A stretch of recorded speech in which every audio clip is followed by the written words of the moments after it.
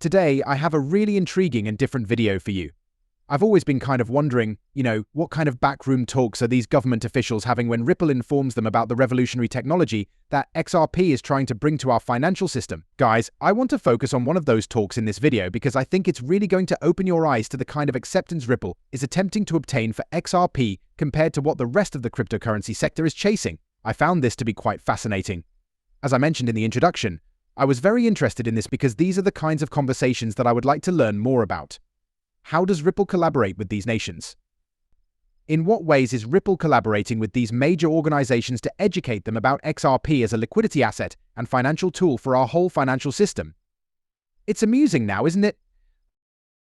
I came across this post from Dark Horse, who was attempting to discredit Zach Rector by using it to kind of forward the idea that XRP is not money. See, I don't really give a damn about any of that stuff, do I? In this video, I want to draw attention to some of the less discussed reasons why this was such an interesting watch. I want to show you this video so you can listen to it for yourselves, because I think it will open your eyes to the kinds of behind-the-scenes talks that Ripple is having with these institutions. This is the kind of thing we don't hear about, which is why I adore it. This is the kind of stuff that, in terms of Ripple the company, kind of leaves us behind. This isn't necessarily a negative thing, is it? It is unrealistic to expect Ripple to shout from the rafters about the nations they are working with. It is unrealistic to expect Ripple to share every discussion they have with the government or organizations. They have these kinds of conversations but are unable to discuss them, which is why they have over 700 NDAS. Range thing about this is that most people in the cryptocurrency sector view it negatively. They interpret this as saying, oh well, nothing must be happening if we don't see it right in front of us. It's probably not relevant if meme coins aren't launching on it and if there aren't a ton of NFTs and JPEGs surrounding it. The majority of the cryptocurrency market is preoccupied with what is in front of them. This movie, however, will hopefully show you that sometimes the things that aren't in front of people can be far more significant and fascinating than the ones that are. After watching this video, guys, let's break it down. But if your pilot's work comes to fruition, that XRP becomes this bridging currency, for that to work in the way the dollar did for decades, it would have to be viewed as a reliable currency. But how far away is XRP from being viewed as a real reliable currency, even for bridging hard-to-reach real currencies? Yeah. So we don't consider it a currency internally. We call it a digital asset. The currencies in our system are fiat currencies, US dollars, euros, pounds. And the payments made with using XRP are still in those fiat currencies. But the way that in our pilots, the way that a financial institution would quote that conversion would be through this bridge as an XRP.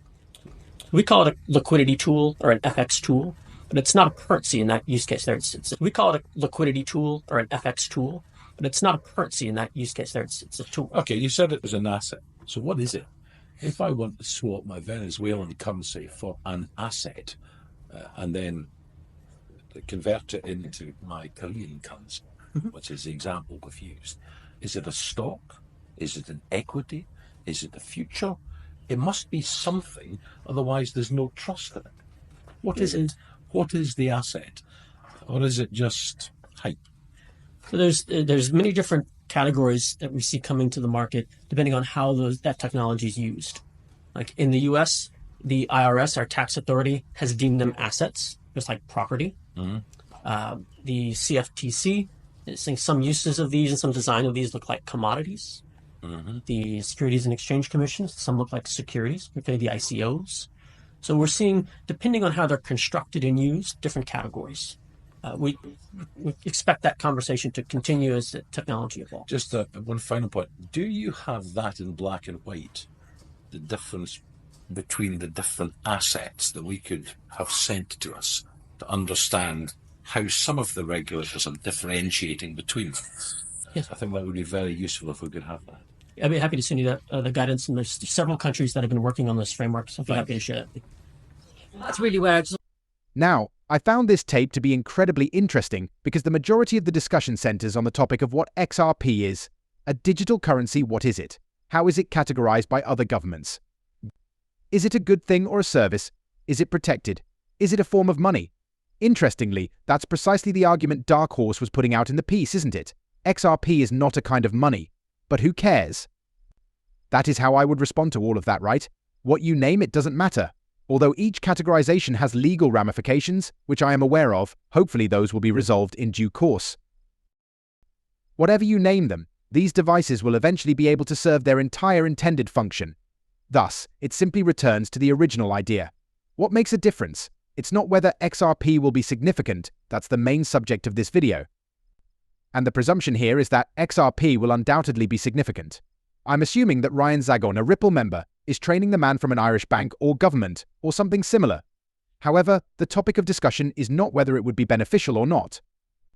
Both of them understand that having this liquidity asset would be incredibly helpful. Instantaneous money transfers across the globe would be incredibly helpful.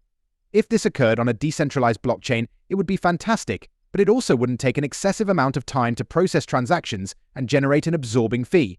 That stuff is so obvious that it's not what they're talking about. Instead, their main concern is how to implement this in a respectable manner. Hey, how can we go about doing this in a way that makes sense given what other nations are calling it? How can we be certain that we assign the correct label to this? And gentlemen, it's so thrilling to hear about these discussions.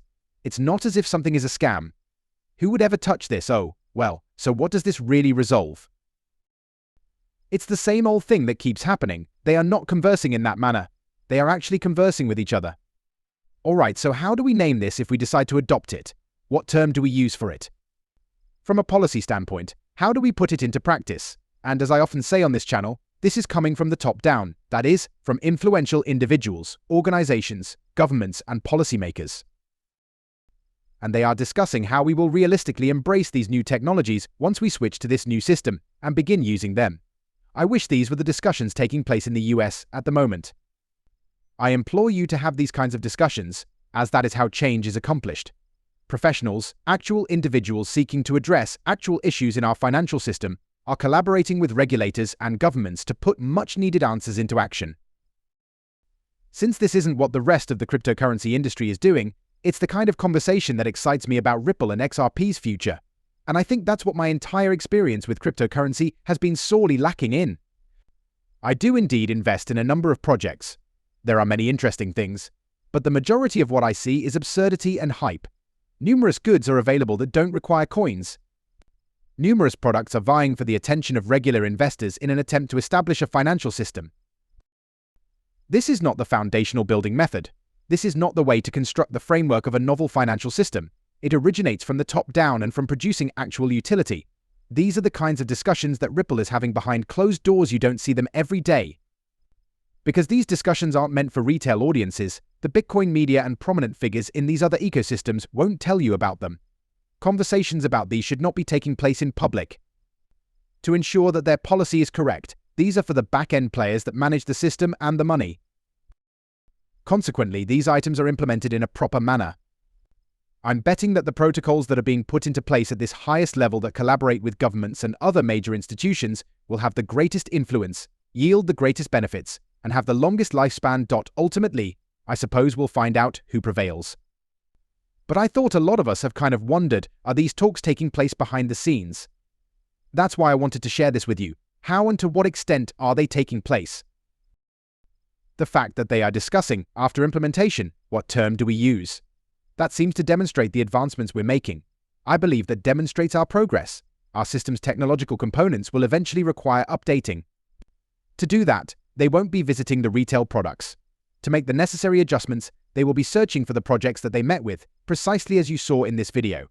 In any case, I want to thank all of you for coming. I hope this update was enjoyable. Please remember to like and subscribe if you did.